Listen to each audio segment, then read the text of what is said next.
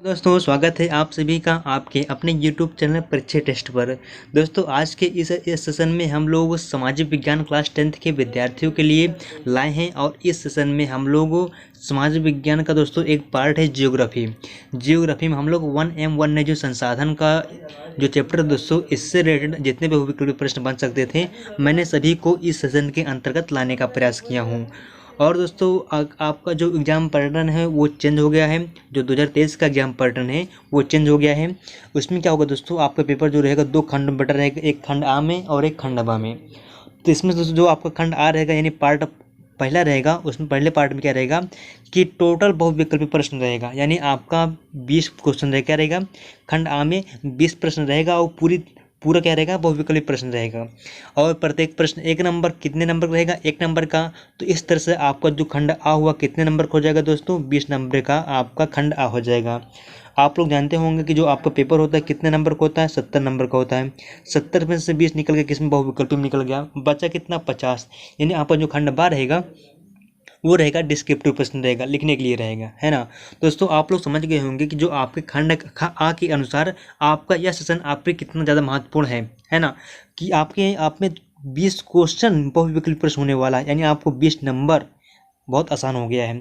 लेकिन इसके लिए ज़रूरी क्या है दोस्तों, आप लोग मेहनत करिए और आपको क्या करना है कि बहुविकल्प प्रश्न में दोस्तों सबसे खासियत बात ये होती है कि इसमें आपको आप आंसर जो होता है, आंसर क्वेश्चन का आंसर आपके सामने दिया रहेगा, लेकिन आपको इसमें सही आंसर चूज करना रहेगा।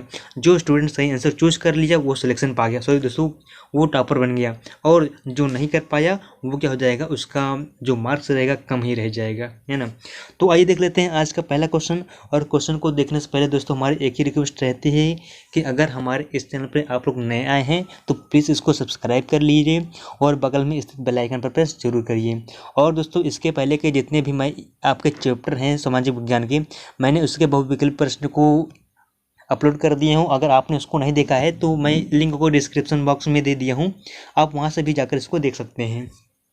तो देख लेते हैं आज का पहला क्वेश्चन क्या है दोस्तों। पहला क्वेश्चन कह रहा है कि उड़ीसा और बिहार में जनजातीय विवाह के अवसर पर किस वृक्ष की पूजा करते हैं। यानी दोस्तों जो वहाँ पे उड़ीसा और बिहार में जो जनजातियाँ पाई जाती थी दोस्तों, वहाँ पे विवाह के अवसर पर किस वृक्ष की पूजा की जाती है। तो आप लोग जान गए होंगे क्या, आम और जो इमली दोस्तों, आम और इमली जो वृक्ष दोस्तों वहाँ पर इसकी पूजा की जाती है। कहाँ पर, उड़ीसा और बिहार की जो जनजातियाँ हैं विवाह के समय आम और इमली की पूजा करती हैं।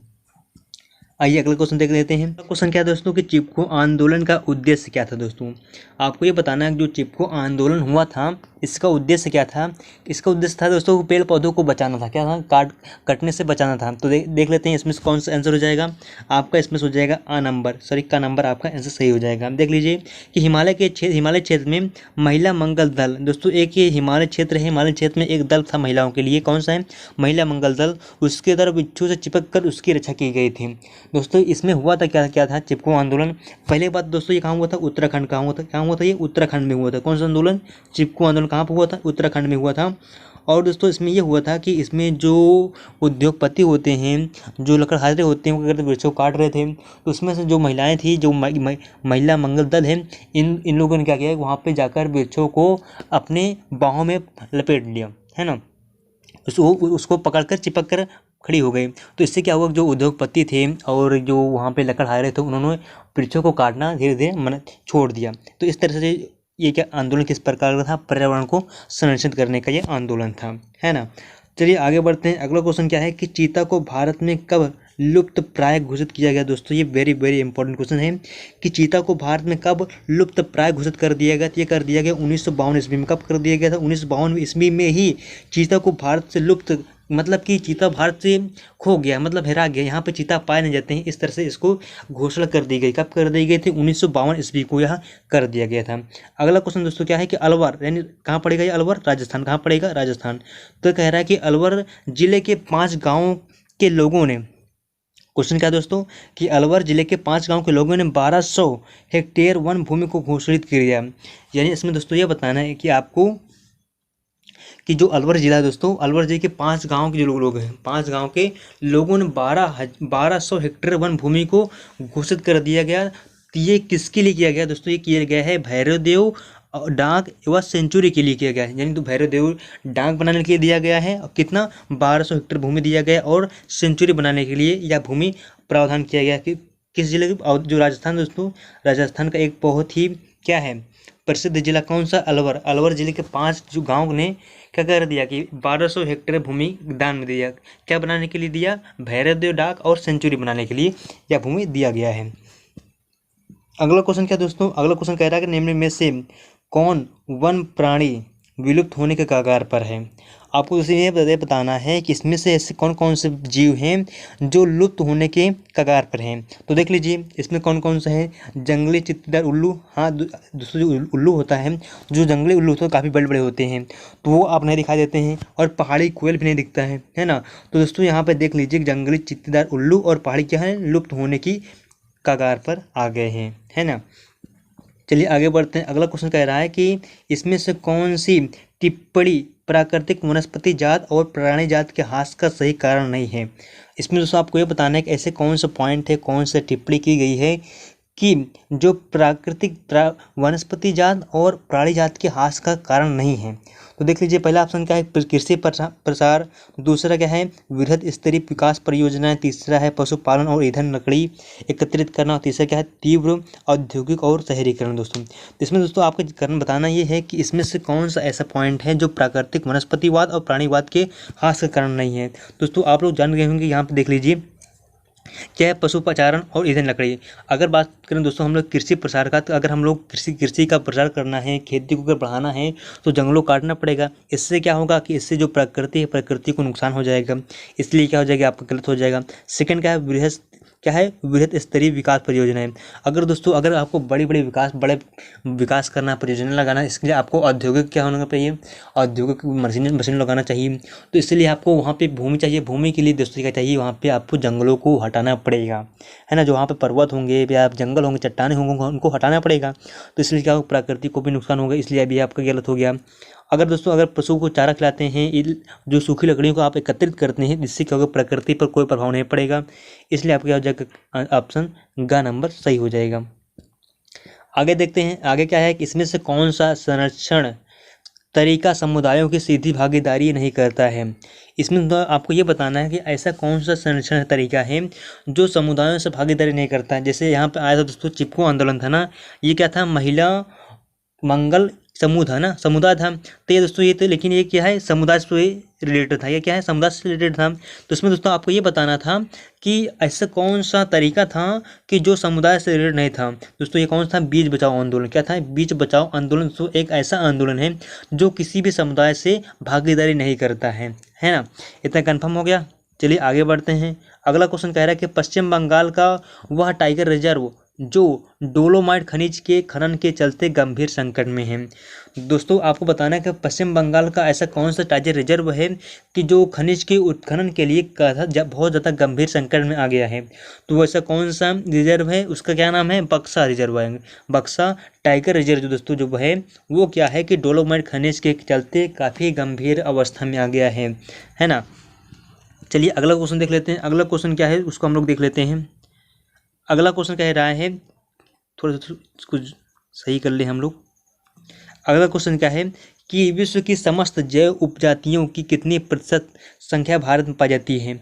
आपको दोस्तों ये बताना है कि विश्व में जो जैव उपजातियाँ पाई जाती हैं उसका कितना परसेंट भारत में पाई जाती हैं। तो दोस्तों पाई जाती हैं 8%। कितना पाया जाता है, 8%। पूरे विश्व का 8% भारत में पाई जाती हैं क्या, जैव उपजातियाँ पाई जाती हैं। दोस्तों ये याद रखिएगा। अगला क्वेश्चन कह रहा है कि बेटी बचाओ बीज बचाओ आंदोलन निम्न में से किससे संबंधित है।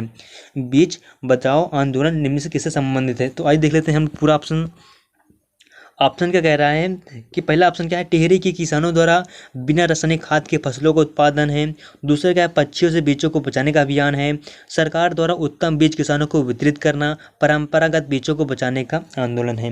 दोस्तों जो बीज बचाओ आंदोलन है ये टिहरी के किसानों द्वारा बिना रसायन फसलों का उत्पादन करना। दोस्तों कितनी अच्छी सोच है कि जो फसलों का उत्पादन किया जाएगा बिना किसी रसायन के किया जाएगा, है ना। ये कहाँ के, टिहरी के किसानों द्वारा क्या काम किया गया था, है ना। चलिए आगे बढ़ते हैं। अगला क्वेश्चन क्या है कि निम्न में से किस कार्यक्रम के अंतर्गत क्षरित वनों के पुनर्निर्माण हेतु स्थानीय समुदायों को शामिल करने का प्रयास किया गया। दोस्तों आपको ये बताना है कि इसमें से किस कार्यक्रम के द्वारा क्या हुआ कि क्षरित वनों को, जब वनों को काटा जा रहा था, उनके निर्माण हेतु स्थानीय समुदायों ने सब शामिल करने का प्रयास किया। आपको उसे ये बताना था कि इसमें कि जो क्वेश्चन है आपका, इसमें ये समझाने का प्रयास कर रहा है कि जो जब वनों को काटा जा रहा था तो किस स्थानीय समूह ने वृक्षों को क्षरित होने से बचाया था, मतलब उसका संरक्षण किया था। दोस्तों वो कौन सा चिपको आंदोलन था? कौन था? चिपको आंदोलन। उसमें महिलाओं ने क्या किया था? वृक्षों को बाहों में पकड़कर खड़े हुए, जिससे जो लकड़हारे थे उसको काटने से मना कर दिए, है ना। और चिपको आंदोलन हुआ कहाँ था? तो ये हुआ था दोस्तों उत्तराखंड में। कहाँ हुआ था? उत्तराखंड में ये हुआ था। आइए अगले क्वेश्चन को देखते हैं। अगला क्वेश्चन कह रहा है कि मानव और अन्य जीव जंतु सम्मिलित रूप से जिस जटिल तंत्र का निर्माण करते हैं उसे कहा जाता है दोस्तों, तो उसको कहते हैं हम लोग पारिस्थितिकी तंत्र। क्या बोलते हैं? पारिस्थितिकी तंत्र। दोस्तों इसमें क्या होता है कि मानव और जीव जंतु सम्मिलित रूप से एक तंत्र का निर्माण करते हैं। जैसे मान लीजिए कि जो मनुष्य होता है दोस्तों, अगर बात करें एक छोटे लेवल से बात करते हैं हम लोग, तो दोस्तों जो चूहा होता है, चूहा कौन खाता है? बिल्ली खाता है। बिल्ली कौन खाता है? कुत्ता खाता है। और कुत्ते कौन खा जाता है? शेर खा जाता है ना। और क्या होता है कि जो बकरी होती है घास खाती है, और घास को जो बकरी होती है या तो जो मीट मांस होता है दोस्तों, मीट मांस को मानव खा जाता है। तो इस तरह से जो जीव जंतु हैं और जो मानव एक कड़ी का निर्माण करते हैं, उस कड़ी को बोलते हैं बोला जाता है पारिस्थितिकी तंत्र। क्या बोला जाता है? उसको बोला जाता है पारिस्थितिकी तंत्र बोला जाता है। आइए अगले क्वेश्चन की ओर बढ़ते हैं। अगला क्वेश्चन क्या कह रहा है कि निम्न में से कौन सुभेद प्रजाति है? आपको बताना दोस्तों कि ऐसे इसमें से कौन से ऐसा जो जीव है जिसको सुभेद प्रजाति कहा जाता है। तो दोस्तों इसके अंतर्गत अगर बात करें हम लोग, तो जो गंगा डॉल्फिन, दोस्तों जो डॉल्फिन कहाँ पाई जाती है? गंगा में पाई जाती है, उसको बोलते हैं सुभेद प्रजाति बोलते हैं। अगला क्वेश्चन कह रहा है कि पृथ्वी पर अनेक प्रकार के जीवाणु पाए जाते हैं, बैक्टीरिया पाए जाते हैं, जोंक से लेकर वट वृक्ष, हाथी और ब्लू व्हेल आदि जीव पाए जाते हैं। इससे समृद्ध रूप से कहते क्या हैं? दोस्तों जो क्या होता है कि अपने इस देश में या अपने इस पृथ्वी पर बहुत सारे जीव पाए जाते हैं, जीव जैसे बैक्टीरिया, जीव जोंक से लेकर एकदम छोटी चीज़ से लेकर बड़े बड़े वस्तुएं जीव पाई जाती हैं। तो इसको बोला जाता है दोस्तों, इसको बोला जाता है जैव विविधता। क्या पाई जाती है? भिन्नता पाई जाती है ना। जीवों में क्या पाई जाती है? भिन्नता पाई जाती है, जिसको बोला जाता है जीवों में विविधता, यानी जैव विविधता कहा जाता है। आपका करेक्ट आंसर क्या हो जाएगा? जैव विविधता हो जाएगा। अगला क्वेश्चन क्या दोस्तों? अगला क्वेश्चन कह रहा है कि आज का इस सेशन का लास्ट क्वेश्चन क्या है कि चिपको आंदोलन संबंधित था। दोस्तों कितना सिंपल क्वेश्चन 2020 में पूछ लिया है। इतना इंपॉर्टेंट क्वेश्चन क्या है कि चिपको आंदोलन किससे संबंधित था? तो आप लोग जान गए होंगे, अभी तक हम लोग इसी की चर्चा करते चले आ रहे हैं।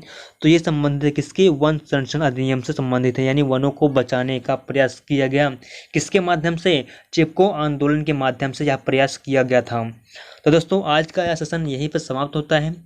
आपको ये मेरा सेशन कैसा लगा प्लीज़ कमेंट बॉक्स में ज़रूर बताइएगा। और दोस्तों अगर आपको इसी तरह के सेशन को लाने को हो तो आप प्लीज़ कमेंट बॉक्स में ज़रूर बताइएगा, मैं आपके लिए इसी तरह का सेशन लाता रहूँगा। अगर दोस्तों इसको क्या हुआ कि अगर आपको यह सेशन पसंद आया हो तो इसको अपने दोस्तों के पास शेयर ज़रूर करिएगा। तो दोस्तों मिलते हैं आज कल के अगले सेशन में। ओके दोस्तों, thanks for watching my video.